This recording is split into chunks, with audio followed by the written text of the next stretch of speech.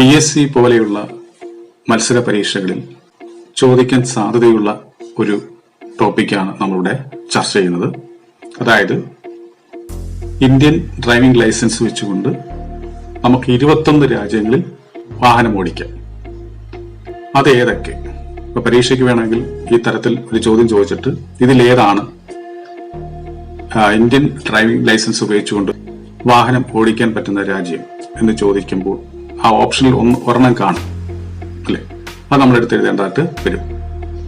ഈ PSC പരീക്ഷകളിലെല്ലാം അല്ലാതെ തന്നെ നമുക്ക് അറിയേണ്ട ഒരു കാര്യം തന്നെയാണ്. അപ്പൊ എന്തായാലും നമുക്ക് കാര്യത്തിലേക്ക് വരാം. നമ്മൾ മനസ്സിലാക്കേണ്ട കാര്യം, ആകെ 21 രാജ്യങ്ങളിൽ നമുക്ക് ഇന്ത്യൻ ഡ്രൈവിംഗ് ലൈസൻസ് വെച്ചുകൊണ്ട് വാഹനം ഓടിക്കാം. പക്ഷെ അതിന് ചില കണ്ടീഷൻസ് ഉണ്ട്, ചില കാല പരിമിതികളുണ്ട്. അപ്പൊ എന്തായാലും ഓരോ രാജ്യത്തും ഓരോ രീതിയിലാണ്. അപ്പൊ എന്തായാലും നമുക്ക് ഓരോ രാജ്യവും അവിടുത്തെ കണ്ടീഷൻസും വെച്ച് നമുക്കൊന്ന് പരിചയപ്പെട്ടു പോവാം.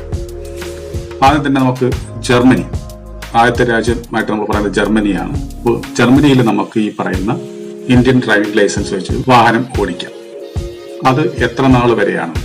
6 മാസം വരെ പറ്റത്തുള്ളൂ അല്ലെ? പരമാവധി 6 മാസം വരെ നമുക്ക് ജർമ്മനിയിൽ ഇന്ത്യൻ ഡ്രൈവിംഗ് ലൈസൻസ് ഉപയോഗിച്ചുകൊണ്ട് നമുക്ക് ഓടിക്കാം.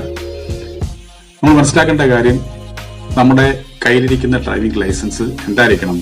ഇംഗ്ലീഷിലായിരിക്കണം, അല്ലെങ്കിൽ ജർമ്മൻ കോപ്പി ആയിരിക്കണം. അപ്പോൾ നമ്മുടെ കയ്യിൽ ഉള്ള ഡ്രൈവിംഗ് ലൈസൻസിന്റെ ഇംഗ്ലീഷ് അല്ലെങ്കിൽ ജർമ്മൻ കോപ്പി ആയിരിക്കണം നമ്മുടെ കൈവശം ഉണ്ടാകേണ്ടത്. അത് വെച്ചുകൊണ്ട് നമുക്ക് ജർമ്മനിയിൽ 6 മാസം വരെ വാഹനം ഓടിക്കാൻ പറ്റും. ഇനി അടുത്ത രാജ്യം നമുക്ക് നോക്കാം, യുണൈറ്റഡ് കിങ്ഡം, അതായത് നമ്മുടെ UK, ബ്രിട്ടൻ. അവിടെ നമുക്ക് 1 വർഷം വരെ നമ്മുടെ ഡ്രൈവിംഗ് ലൈസൻസ് ഉപയോഗിച്ചുകൊണ്ട് വാഹനം ഓടിക്കാം. അതുപോലെ തന്നെ സ്കോട്ട്ലൻഡ്, ഇംഗ്ലണ്ട്, വെയിൽസ് എന്നിവിടങ്ങളിൽ നമുക്ക് ഈ പറയുന്ന ലൈസൻസ് വെച്ച് വാഹനം ഓടിക്കാവുന്നതാണ്. ഇനി അടുത്തത് ഓസ്ട്രേലിയ. നമുക്ക് ഓസ്ട്രേലിയയിൽ ഇന്ത്യൻ ഡ്രൈവിംഗ് ലൈസൻസ് ഉപയോഗിച്ച് 3 മാസം വാഹനം ഓടിക്കാം. ഇംഗ്ലീഷ് ഭാഷയിലായിരിക്കണം ഡ്രൈവിംഗ് ലൈസൻസ് എന്ന് മാത്രമേ ഉള്ളൂ കണ്ടീഷൻ. കൂടാതെ ഇന്ത്യയിലെ ഡ്രൈവിംഗ് ലൈസൻസിന് സമാനമായി ഓസ്ട്രേലിയയിലും റോഡിന്റെ ഇടതുവശത്ത് കൂടി ആണ് ഡ്രൈവിംഗ്. ഇനി അടുത്തത് ന്യൂസിലാൻഡ്.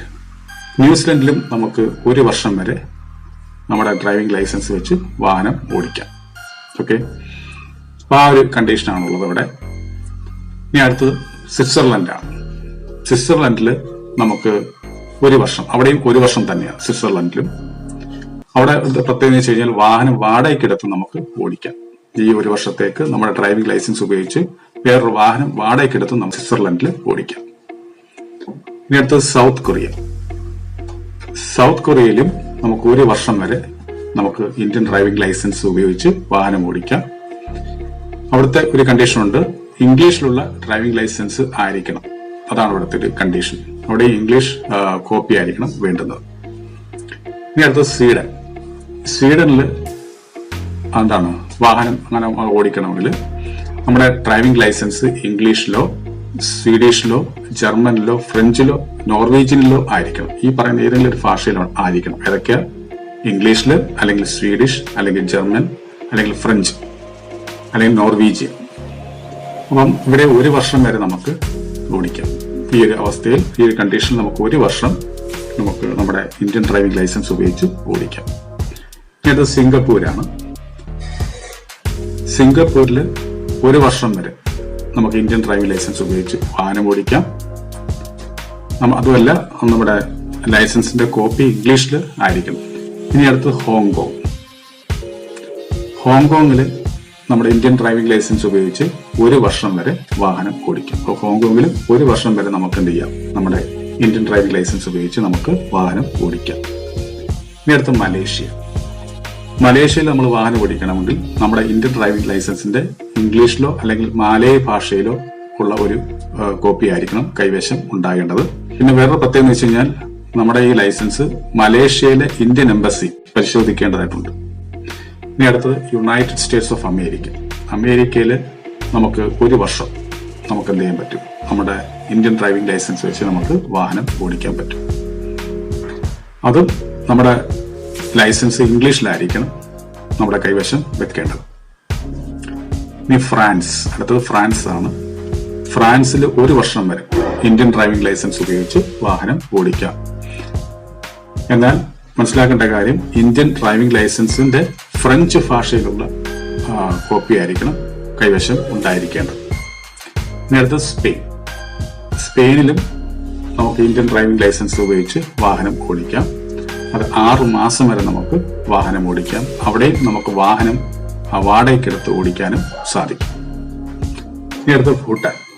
ഭൂട്ടാനിൽ നമുക്ക് ഇന്ത്യൻ ഡ്രൈവിംഗ് ലൈസൻസ് ഉപയോഗിച്ച് വാഹനം ഓടിക്കാൻ സാധിക്കും.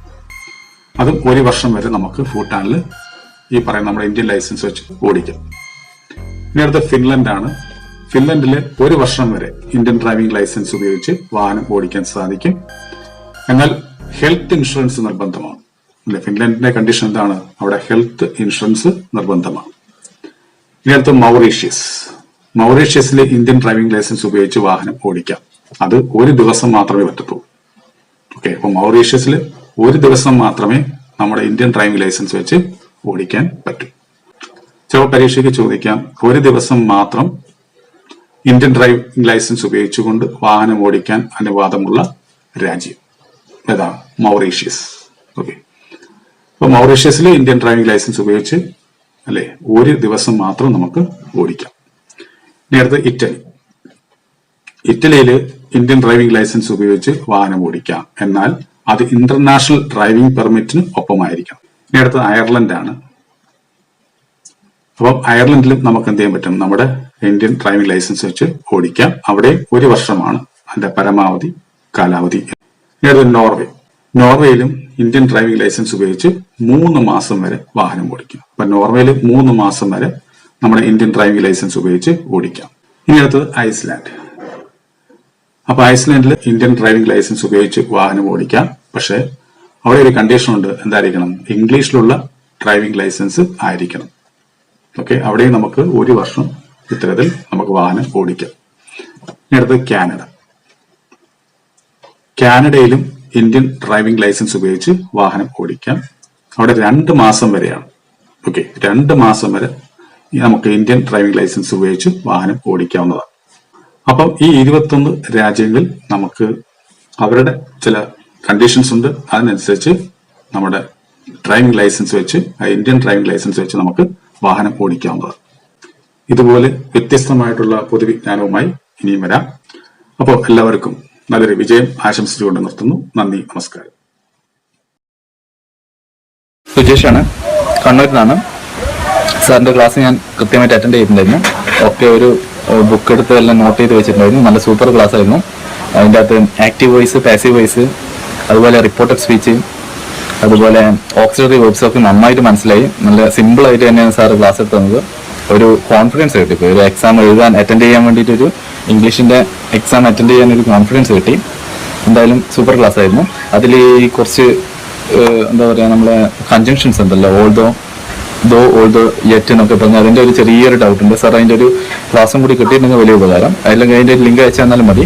എന്തായാലും ക്ലാസ് നല്ല സൂപ്പറായിരുന്നു സാർ. Thank you.